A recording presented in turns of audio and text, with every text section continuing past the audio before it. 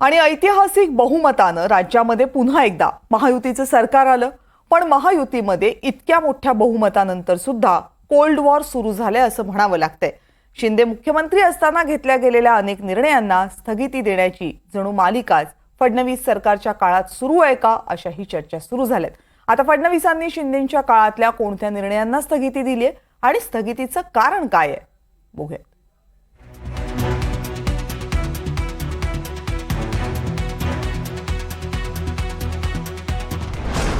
फडणवीसांचा शिंदेंच्या माजी मंत्र्यांना झटका। शिंदेंच्या काळात आरोग्य विभागात घोटाळा।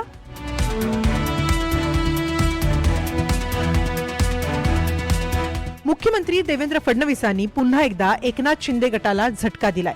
माजी आरोग्यमंत्री तानाजी सावंत यांच्या काळातील 3200 कोटींच्या कामांना स्थगिती दिली आहे। कामांसाठी काढलेल्या टेंडरची रक्कम फुगवण्यात आली असून यात घोटाळा असल्याचा संशय व्यक्त केला जातोय।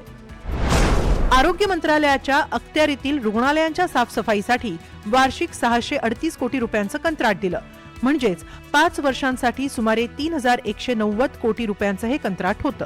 पुण्यातील एका खाजगी कंपनीला तानाजी सावंतांनी हे काम दिलं। 2022च्या प्रशासकीय मान्यतेनुसार वर्षाला 77 कोटी 55 लाखांची तरतूद होती। मात्र तानाजी सावंतांच्या काळात 638 कोटींना हे कंत्राट दिलं।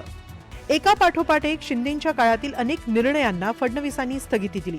त्यामुळे फडणवीस विरुद्ध शिंदे असं चित्र सध्या मंत्रिमंडळात दिसतंय आणि यावरूनच विरोधकांनी सरकारला डिवचण्याची संधी सोडली नाही। शिंदेंच्या काळात जी कामं झाली ती कामं झाली नसून फक्त भ्रष्टाचार झालेला आहे। शिंदेंच्या काळामध्ये आरोग्यमंत्री कोण होते आपल्याला माहिती आहे। त्यांच्या पैशामध्ये जर अशा प्रकारे भ्रष्टाचार होणार असेल औषधामध्ये खरेदीमध्ये तर हे कसलं राज्य। त्याच्यावेळी मी आधीही म्हटलं की देवेंद्रजी फडणवीस राज्याचे मुख्यमंत्री म्हणून हे सगळं थांबवत आहेत आणि थांबवणार असतील आणि आधीचा भ्रष्टाचार कसा झाला आहे जनतेसमोर आणणार असेल तर नक्की आम्ही त्यांचं स्वागत करतो आहोत। त्यांच्या प्रत्येक कृतीचं आम्ही स्वागत करतो। हे की सार्वजनिक आरोग्यच नव्हे तर राज्यातल्या कुठल्याही विभागानं योग्य पद्धतीनं काम केलं पाहिजे। एखाद्या गोष्टीमध्ये अनियमितता असेल तर त्यांची तपासणी करणं हे क्रमप्राप्त आहे। त्यामध्ये काही कुणावरती आक्षेप आणि कुठला पक्ष असा बेबनाव असायचा विषयच नाही। एखादी गोष्ट चुकीची असेल तर ती थांबली पाहिजे आणि त्याच्यामध्ये योग्य शहानिशा करून आपण पुढे गेलो पाहिजे। शेवटी आम्ही राज्यातल्या सर्व नागरिकांना जबाबदार आहोत। शिंदेंच्या मंत्र्यांकडे असलेल्या खात्यातच बहुधा फडणवीसांनी स्वच्छता मोहीम सुरू केली की काय, अशी चर्चा राजकारणात सुरू झाली आहे। 18 जानेवारीला शिंदेंच्या आक्षेपानंतर रायगड आणि नाशिकच्या पालकमंत्री पदाच्या नियुक्तीला स्थगिती देण्यात आली।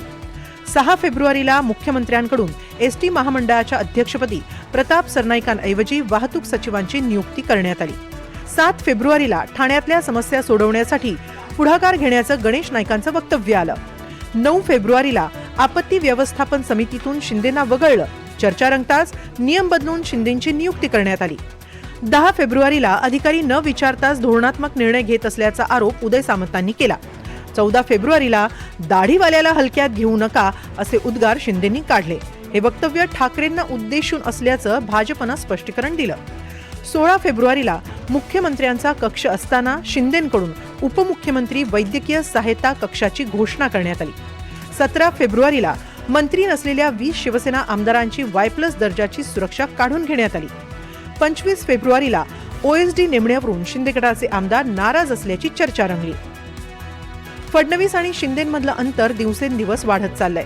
त्यात फडणवीसांकडून वारंवार शिंदे गटाला धक्के दिले जात आहेत। आता याचं रूपांतर पुढे कशात होणार हे महत्त्वाचं। Bureau report, NDTV Marathi.